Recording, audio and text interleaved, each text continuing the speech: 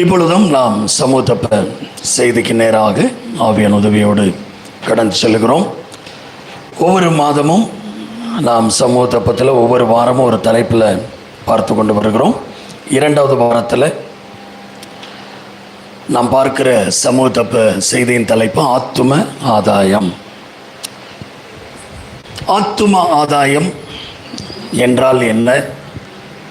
அந்த ஆத்தும ஆதாயம் எப்படி செய்ய வேண்டும்? ஆத்துமாக்கள்னா அது எப்படிப்பட்டது? கடந்த மாதத்தில் ஆத்துமாக்களை ஆதாயம் பண்ணுகிறவன் ஞானம் உள்ளவன் என்ற காரியத்தை நாம் பார்த்தோம். ஞாபகம் இருக்கா?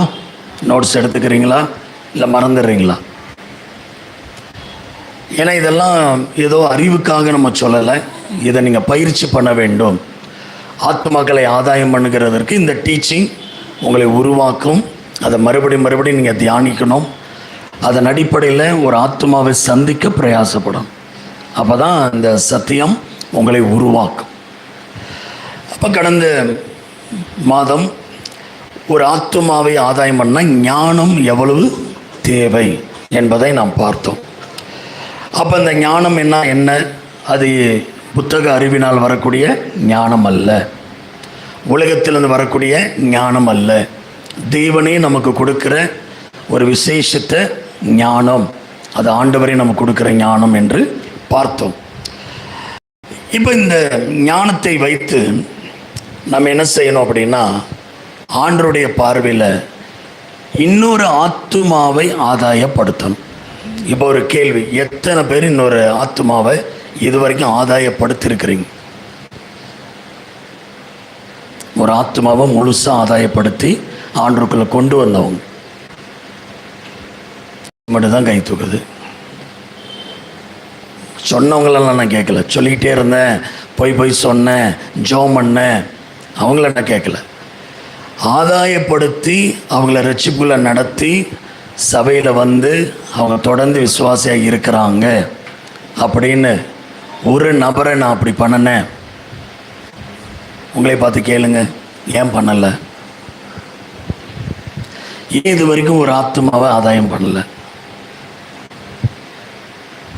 அப்போ உங்கள் கணக்கில் பரலோகத்தில் அந்த பேஜில் எம்டியாக தானே இருக்குது? சொல்லுங்கள். அவர் ரட்சிக்கப்பட்ட ஒவ்வொருவருமே எதுக்காக வாழ்ந்தோம்? நமக்காகவே வாழ்ந்துட்டோம். அப்படி தானே?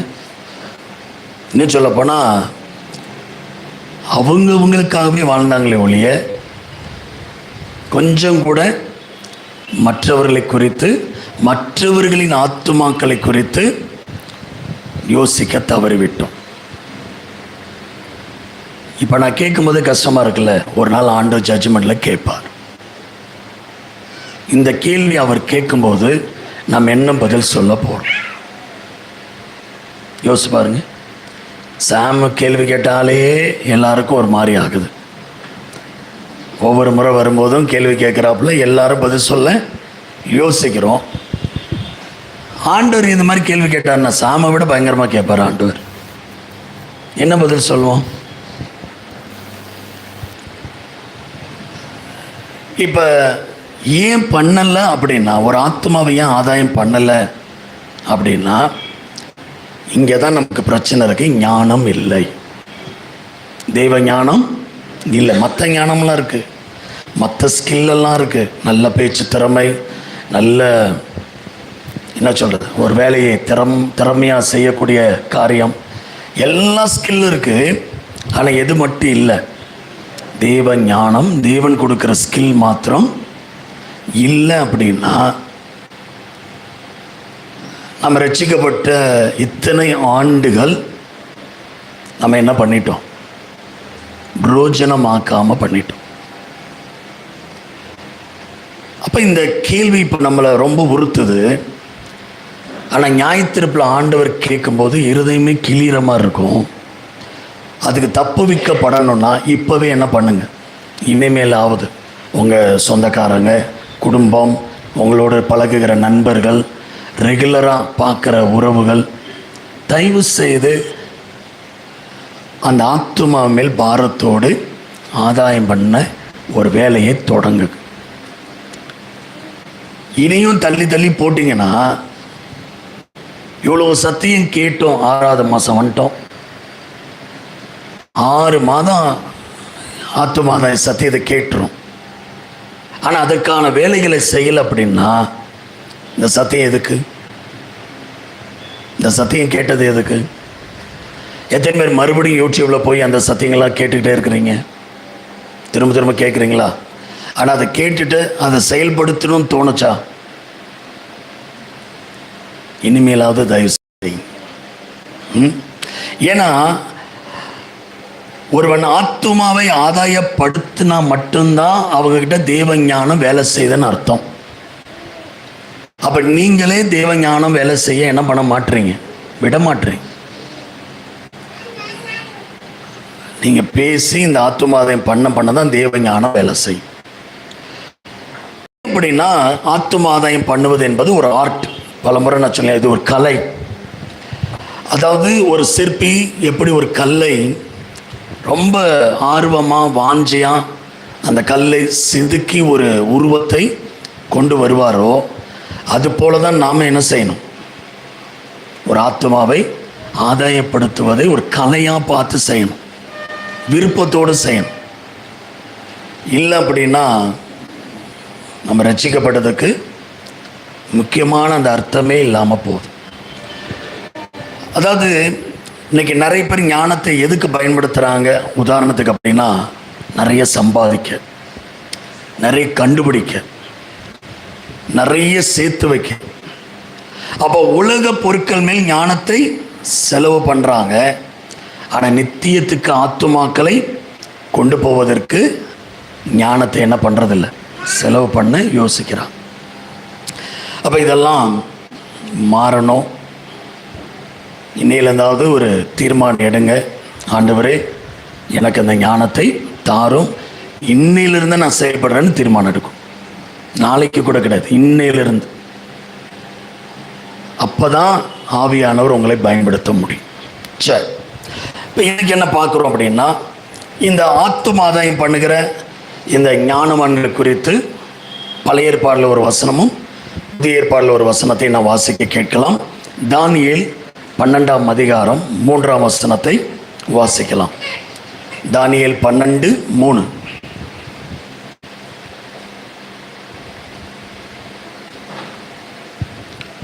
வாசிங்க, அனுப்பிக்கிறோம். ஞானவான்கள் ஆகாய மண்டலத்தின் ஒளியைப் போலவும் அநேகரை நீதிக்கு உட்படுத்துகிறவர்கள் நட்சத்திரங்களைப் போலவும் என்றென்றைக்கும் உள்ள சதா காலங்களிலும் பிரகாசிப்பார். அப்ப இந்த வசனம் யாரு குறித்து பேசுது? ஆத்தும ஆதாயம் செய்கிறவர்கள் நட்சத்திரங்களோடு ஒப்பிடப்படுகிறார். ஆத்துமாதாயம் செய்கிறவங்க யாரு? நட்சத்திரங்கள். ஆனால் இன்னைக்கு நட்சத்திரம் எல்லா காரியத்திலையும் வந்திருக்கா இல்லையா? எல்லா ஃபீல்ட்லேயும் நட்சத்திரம் இருக்கா இல்லையா? ஒரு ஃப்ரிட்ஜு வாங்கினா கூட இத்தனை ஸ்டார்ன்றான், ஏசி வாங்கினா கூட இத்தனை ஸ்டார்ன்றான். அட்லீஸ்ட் ஒரு ஆப்பை நம்ம ஒரு யூஸ் பண்ண உடனே என்ன கேட்குறான்? ரிவ்யூ கொடுங்க, ஸ்டார் கொடுங்கன்றான். அதுக்கப்புறம் அந்த ஆப்பில் சில விஷயங்களை நம்ம பார்ப்போம், எத்தனை ஸ்டார் வந்திருக்கு, அதை யூஸ் பண்ணலாமா வேணாமா? இன்றைக்கி உலகத்தில் ஸ்டார் எல்லாத்துக்கும் பயன்படுத்துகிறாங்க. போலீஸில் ஸ்டார் தான் ஒவ்வொரு அதிகாரிக்கு என்ன அடையாளம், இராணுவத்தில் ஸ்டார் தான் அடையாளம். நீ ஹீரோ சினிமாவில் எடுத்துக்கிட்டால் சூப்பர் ஸ்டார், சுப்ரீம் ஸ்டார், அந்த ஸ்டார் இந்த ஸ்டார்னு எல்லாமே ஸ்டார் தான். ஆனால் உண்மையான ஸ்டார் யார் தெரியுமா?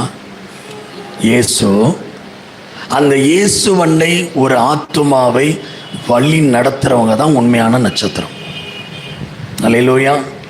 அப்போ ஆத்துமா பண்ணலன்னா நீங்களும் நானும் ஸ்டார் கிடையாது. ஆண்டவர் பார்வையில் நம்மலாம் ஸ்டார்னா, உதாரணத்துக்கு உலகத்தில் எவ்வளோ மதிப்பு இருக்குது? உடனே அவங்களுக்கு என்ன போடுறாங்க தெரியுமா? விஐபி அல்லது விவிஐபி ஸ்டாருங்களுக்கெல்லாம். ஸ்டார் ஹோட்டல்னே வச்சுருப்போம், சாதாரணமானவங்க போக முடியாது. 5 ஸ்டார், நமக்கெல்லாம் 2 ஸ்டார் 3 ஸ்டார்.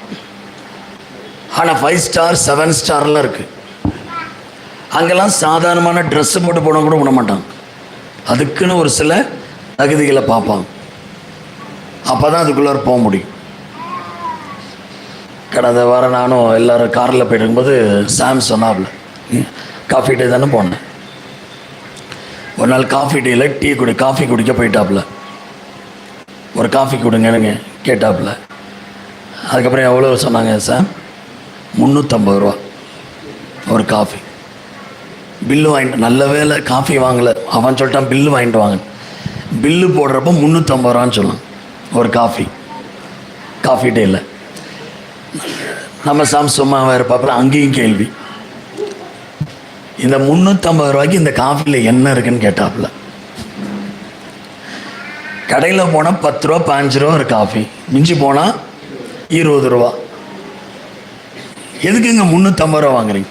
அதுக்கு ஒரு கதை சொல்லியிருக்காங்க. நாங்கள் ஸ்பெஷலாக கொட்டை எடுத்து வறுத்து அப்போவே அரைச்சி, காஃபி கொட்டை அரைச்சி உடனே வடிகட்டி ஃபில்ட்ரு பண்ணி என்ன பண்ணுறோம், ஃப்ரெஷ்ஷாக கொடுக்குறோம். அதனால் இந்த காஃபி ரேட் அதிகம், 350 ரூபா. நாங்கள் ஃப்ளைட்டில் போகும்போதே ஒரு காஃபி வாங்கினோம். ஃப்ளைட்லேயே 100 ரூபா தான் ஒரு காஃபி, 100 ரூபா தான் ஃப்ளைட்டில். அதுவே அதிகம்னு வாங்கி 3 பேர் குடித்தோம். எங்கள் கால்குலேஷன் 30. மனசு கொஞ்சம் திருப்தியாச்சு, 3 பேர் குடிச்சிருவோம். ஏன்னா சில விஷயங்கள் நம்ம பார்க்கும்போது எப்படி தோணுது, நம்ம பட்ஜெட்டுக்கு. ஆனால் ஸ்டாருங்கெல்லாம் எப்படி தெரியுமா, பணத்தை பார்க்குறதே கிடையாது.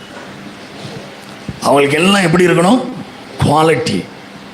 அதனால தான் அவங்களுக்குன்னே வச்சுருக்கிறாங்க star hotel, star coffee, tea, pizza, இந்த மாதிரி இடங்கள் இருக்கு. அப்போ உலகம் அவங்கள மதிக்குது. பார்த்தீங்களா, நம்ம ஹோட்டலுக்கு யார் தான் வருவாங்க, ஸ்டார்ஸ் தான் வருவாங்க. ஆனால் வேதம் சொல்லுகிறது, நீங்களும் நானும் ஆண்டவருடைய பார்வையில் நட்சத்திரங்களாக மாற முடியும். எப்போனா, ஒரு ஆத்துமாவை நீங்கள் ஆதாயப்படுத்தினீங்கன்னா, தேவன் சொல்கிறார், ஆகாய மண்டலத்துள்ள நட்சத்திரங்களை போல் இருப்பீர்கள். அல்லேலூயா. சரி, இப்போ இருக்கிறீங்களா இல்லையா நட்சத்திரமா? என்ன சாமி சொல்லு சாமி, நீனு நட்சத்திரமா இருக்கிறியா இல்லையா?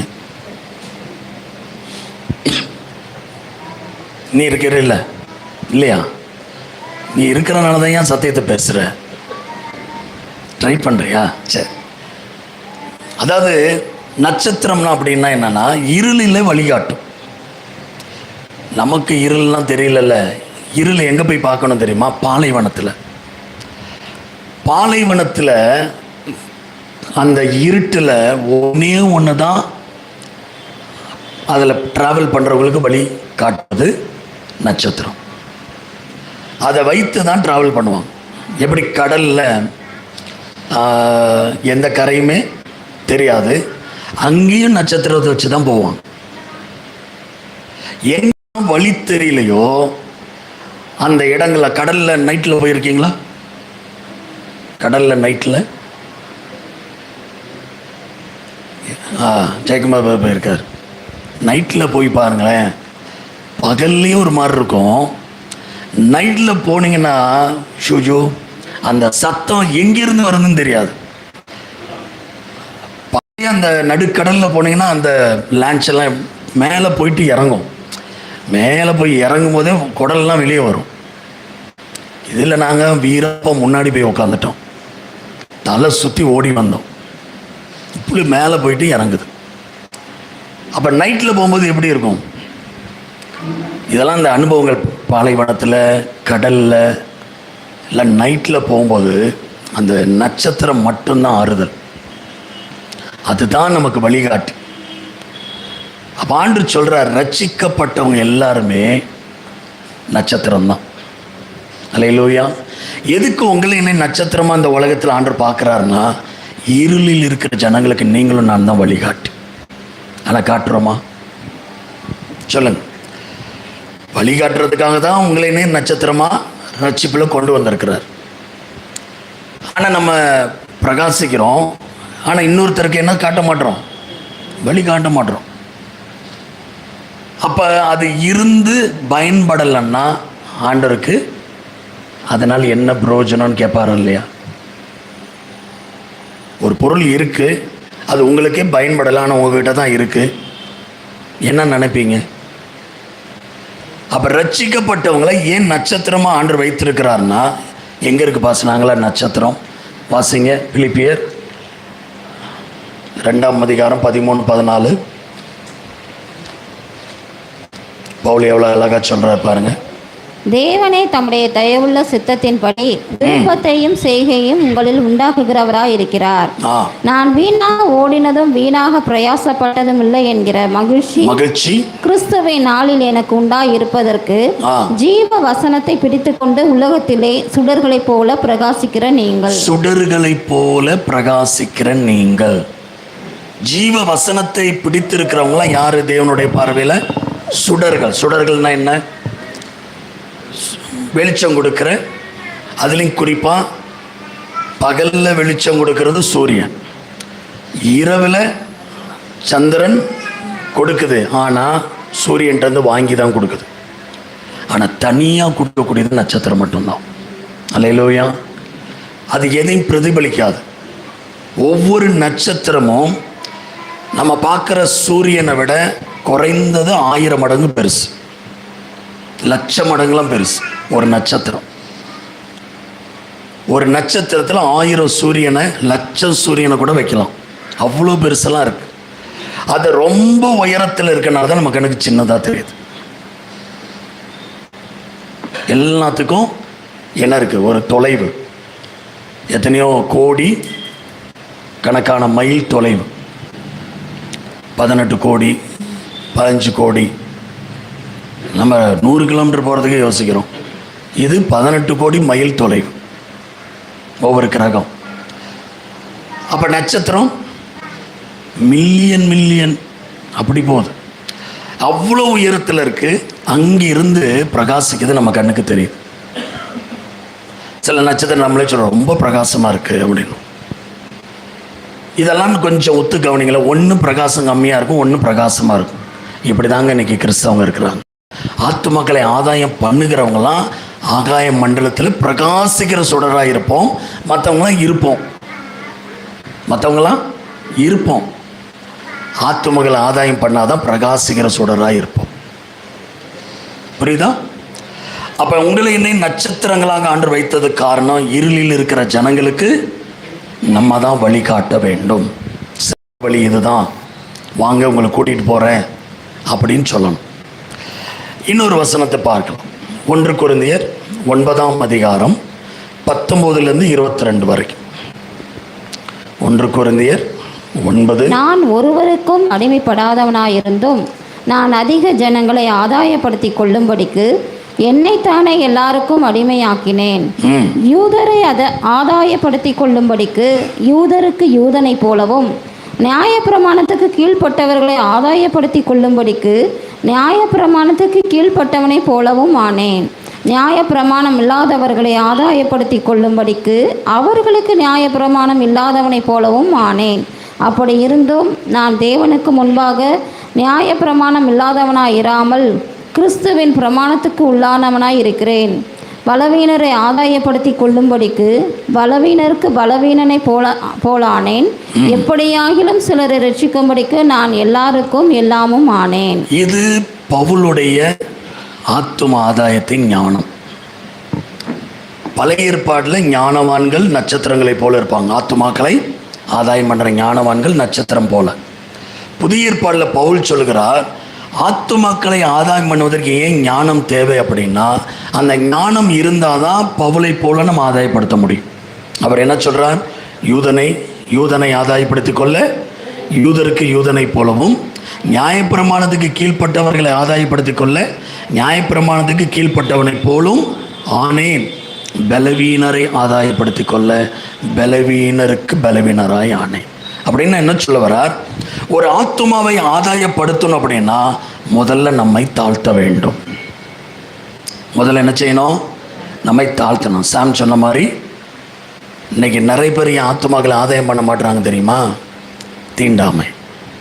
ஐயோ அது என்ன ஜாதியோ, அவங்களாம் முகத்தை பாருங்க எப்படி இருக்கிறாங்க. இவங்கெல்லாம் சர்ச்சைக்கு வரலன்னு யாரும் அடிச்சுக்கிட்டா? அப்ப நிறைய பேருடைய இருதயத்தில் இன்னும் அந்த தீண்டாமை தீட்டு இருக்கு. நம்மளே ஜட்ஜ் பண்றோம். அவங்களோடலாம் கலக்கக்கூடாது, அவங்களோடலாம் சாப்பிடக்கூடாது, அவங்களோடலாம் பேசக்கூடாது. ஏன்னா அந்த ஜாதிக்கு ஏற்ற மாதிரி தான் அந்த குணம் இருக்கும். நான் கேட்குறேன், ஜாதி குணத்தை கொடுத்துச்சா, குணத்தை கெடுத்துச்சா? ஆதாம் ஏவல் செய்த பாவம் குணத்தை கெடுத்துச்சா? அப்புறம் எப்படி ஜாதியை வச்சு குணத்தை பேசுகிறோம்? ஒவ்வொருத்தருடைய வளர்ப்பு முறையில் அந்த குணங்கள் என்ன செய்யலாம்? ரவுடி வீட்டில் வளர்ற பிள்ளை ரவுடியாக தான் வளரும். அதே கலெக்டர் வீட்டில் வளர்ற பிள்ளை அந்த எண்ணங்கள் எப்படி இருக்கும் பாருங்க. அவங்க பழகிறவங்க, பேசுகிறவங்க, அதுக்கேற்ற மாதிரி அவங்க பிள்ளைகளும் அந்த மரியாதை முக்கியத்துவம் கொடுப்பாங்க. அப்போ பெற்றோர் வளர்க்கிறத பொறுத்து தான் ஒரு குணம் வருதே ஒழிய ஒரு ஜாதி என்ன பண்ணுறதில்லை. அப்படின்னா கீழான ஜாதிலாம் மனுஷனே இல்லை அப்படின்னா மேலான ஜாதிலாம் மனுஷனா? அவங்கள எந்த தப்புமே பண்ணலையா? இன்னைக்கு பெரிய பெரிய குற்றம் செய்கிறவங்களாம் யார் தான்? அப்போ இதை புரிந்து கொள்ளணும். பவுல் சொல்கிறார், நான் யூதனுக்கு யூதனா கிரேக்கனுக்கு கிரேக்கனா மாறினேன்றார். ஏன்? சிலரை ஆதாயப்படுத்திக் கொள்ள, சிலரை ரட்சிக்க நான் எல்லாருக்கும் எல்லாமும் ஆனேன். அந்த காலத்திலெல்லாம் வெளிநாட்டிலேருந்து மிஷினரிகள் வந்தாங்க. அவங்களுக்கு கருப்பர்கள்னாலே பிடிக்காது. இப்போ சிஎம்சி எடுத்துக்கோங்க, ஹைடாஸ் ஸ்கேடர், அவங்க தானேப்பா, அவங்க வந்து சிஎம்சி ஆரம்பித்ததுக்கு அதோட பேக்ரவுண்டை படித்து பாருங்க. ஒரு அம்மா பிரசவத்தில் அந்த நேரத்தில் துடிச்சப்ப எந்த உதவியும் இல்லாமல் இறந்து போச்சான். குழந்தை இறந்துச்சா அந்த அம்மா. அதனால் வாலிப பருவத்தில் இருந்த அவங்க சொந்த ஊருக்கு போயிட்டு, நாட்டுக்கு போயிட்டு தங்கள் வாழ்க்கையை அர்ப்பணித்து அவங்க சொத்தெல்லாம் கொண்டு வந்து ஒரு ஹாஸ்பிட்டலை கட்டி, இனி எந்த பிரசவத்தில் எந்த குழந்தையும் சாகக்கூடாது, எந்த மனிதனும் வியாதியில் சாகக்கூடாது கட்டினதான் சிஎம்சி. அவங்க கல்யாணமே பண்ணிக்கல கடைசி வரை. ஏன்? இவங்க கருப்பர்கள், மூஞ்சியை பாரு, நம்ம எவ்வளோ ஸ்கின் எவ்வளோ பிரைட்டாக இருக்கிறோம், ஒயிட்டர்ஸ், நம்ம இவங்களுக்கு போய் செய்யணுமா? அப்படி யோசிச்சிருந்தாங்கன்னா இன்றைக்கி இவ்வளோ மிஷினரிகள் வந்து இன்றைக்கி இவ்வளோ நன்மைகள் நம்ம கிடச்சிருக்குமா? எனக்கு தெரிஞ்ச ஒரு மிஷினரி அம்மாவோட எனக்கு பழக்கம், ரொம்ப பழக்கம். அவங்க தமிழ் கற்றுக்கிட்டு நல்லா பேசுவாங்க. என்ன பேர் சொல்லி தான் கூப்பிடுவாங்க. நிறைய சந்தேகங்கள் பைபிள் அவங்ககிட்ட தான் நான் கேட்டு கற்றுக்கிட்டேன். சொல்லி கொடுப்பாங்க. அவங்க தான் யூஎஸ்லேருந்து வந்தாங்க. பெரிய பைபிள் காலேஜில் முக்கியமான போஸ்டில் இருந்தாங்க. அவங்க நிறைய சர்ச்சஸை மெயின்டைன் பண்ணாங்க. அதில் ஒரு சர்ச்சஸில் நான் இருந்தேன். அதனால் அவங்க ரொம்ப பழக்கம். அவங்க இப்போ இல்லை. ஆனால் தமிழ்நாட்டில் ஊழியம் செய்யணுன்றதுக்காக இலக்கணத்தோடு தமிழை படித்தாங்க. இலக்கணத்தோடு. அவங்க என்கிட்ட சொன்னாங்க, ஒரு தடவை ஒரு இடத்துல ஊழியத்துக்கு நான் போயிருந்தேன்ப்பா. அந்த வீடுகள்லாம் எப்படி இருந்ததுன்னா சேரி வீடுகள், குனிஞ்சு தான் உள்ளார போகணும். அப்படி நான் உள்ளார குனிஞ்சு அவங்க வீட்டில் போய் ஆண்டரை பற்றி நான் சொல்லும்போது அந்த ஜனங்களுக்கு என்னை பார்த்தாலே கடவுளை பார்த்த மாதிரி தெரிஞ்சு அவங்க அவ்வளோ மரியாதை கொடுத்து என்னை உட்கார வச்சாங்க. ஒரு சின்ன ஸ்டூலில் உட்காந்தேன். அப்போ அவங்க சாப்பிட்டுட்டு இருந்தாங்க கஞ்சி சாதம். அப்போ நீங்களும் சாப்பிடுங்கன்னு சொன்னாங்க. நான் என்ன பண்ண, தலையில் போட்டு இந்த தொப்பியை எடுத்து காமிச்சேன். அதில் ஊற்றுனாங்க, அதில் குடித்தேன் நான். அதனால் அவங்க நான் சொன்ன ஆண்டவரை ஏற்றுக்கொண்டு இன்னைக்கு ரட்சிக்கப்பட்டிருக்கான். நம்ம செய்வோமா? நம்ம அவங்கள பார்த்தாலே அருவருப்போம். என்ன இப்படி பாத்திரம் சுத்தமாக இருக்கா, சாப்பாடு இப்படி இருக்கும். ஆனால் அவங்கெல்லாம் ஆத்துமாக்களை தான் பார்த்தாங்களே ஒழிய வேறு எதையுமே பார்க்கல. சிகன் பால்க்கு எடுத்துக்கோங்க. ஏன் அவங்களாம் சீக்கிரமாக செத்தாங்க தெரியுமா? அவங்க எதையும் யோசிக்காமல் எல்லாருக்கும் எல்லாமும் ஆனதுனால அவங்க உடம்புக்கு ஒத்துக்கொள்ளாமல் போயிடுச்சு. நிறைய வியாதியில் கஷ்டப்பட்டான். அவங்க வளர்ந்த விதம் எப்படி, அங்கே சாப்பிட்ட சாப்பாடு எப்படி, இங்கே வந்து வெயில் உஷ்ணத்தில் அவங்க ஸ்கின்ல ப்ராப்ளம், டைஜஷன் ப்ராப்ளம், அவங்க சாப்பிட்ற சாப்பாடு இங்கே கிடைக்காது. ஆனால் அவங்கெல்லாம் எதுக்கு வாழ்ந்தாங்கன்னா ஆத்துமாக்களை ஆண்டவருக்கு ஆதாயப்படுத்தும். அப்படி தான் நிறைய மிஷன், நிறைய ஸ்தாபனங்கள், சபைகள் உருவானது. ஏன் மிஷினரியை நம்ம படிக்கணும்னா இதுதான். அவங்க பண்ண தியாகங்கள் தான் இன்றைக்கி நிறைய தமிழ்நாடு சரி இந்தியா முழுவதும் கிறிஸ்தவம் வளர்ந்துருக்கு. அப்போஸ்தலர்கள் தோமாவுக்கு அடுத்து மிஷினரிகள் மூலமாக தான் நிறைய கிறிஸ்தவம் வளர்ந்தது. அதனால் நம்ம ஒரு ஆத்துமாவை ஆதாயப்படுத்தும் போது பவுல் சொல்கிற மாதிரி எல்லாருக்கும் எல்லாமாக நமக்குள்ள முதல்ல தாழ்மை வந்தால் தான் அவங்க எங்கே இருக்கிறாங்களோ அந்த இடம் வரைக்கும் இறங்கி போய் பேச முடியும். நான் கீழெல்லாம் உட்கார மாட்டேங்க, ஸ்டூல்லலாம் உட்காந்து எனக்கு பழக்கமே இல்லைங்க, சோஃபாவில் தாங்க உட்காருவேன். வேணா எனக்கு ஒரு சோஃபா போடுங்க, உட்காந்து உங்கள்கிட்ட பேசுகிறேன். ஆத்மாதாயம் பண்ண முடியுமா? காஃபி கொடுப்பாங்க, ஐயோ நான் டீ மட்டும் தாங்க குடிப்பேன், காஃபியே குடிக்க மாட்டேங்க. ஆத்மாதாயம் பண்ண முடியுமா? அவங்க சாப்பிட்ற சாப்பாட்டே அப்படியே எடுத்து கொடுப்பாங்க, ஐயோ இந்த எச்சி சாப்பாடெல்லாம் சாப்பிட மாட்டாங்க. மக்களுடைய இருதயத்தில் என்ன தன்மை இருக்குது? ஒருத்தருடைய இருதயத்தை கவரணும்னா முதல்ல அவங்க நிலைக்கு நம்ம இறங்கி போகணும். அப்போ தான் அவங்களுக்கு நம்மளை பிடிக்கும். நம்ம ஒரு ஸ்டேட்டஸை வச்சுட்டு இப்படி தான் நான் அப்படின்னு இருந்தீங்கன்னா ஒரு ஆத்மாவும் ஆதாயம் பண்ணவே முடியாது.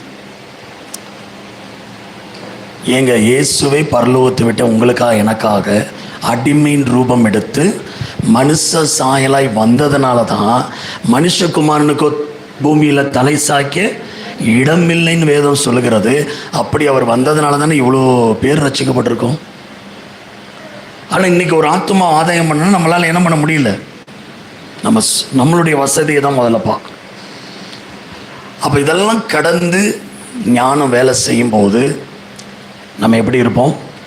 பலவீனருக்கு பலவீனரா, ஞானிகளுக்கு ஞானியா, யூதனுக்கு யூதனா, படித்தவங்களுக்கு படித்தவங்க மாதிரி, படிப்பறிவு இல்லாதவங்களுக்கு படிப்பறிவு இல்லாதவங்க மாதிரி அவங்கள்ட்ட பழகணும், பேசணும்.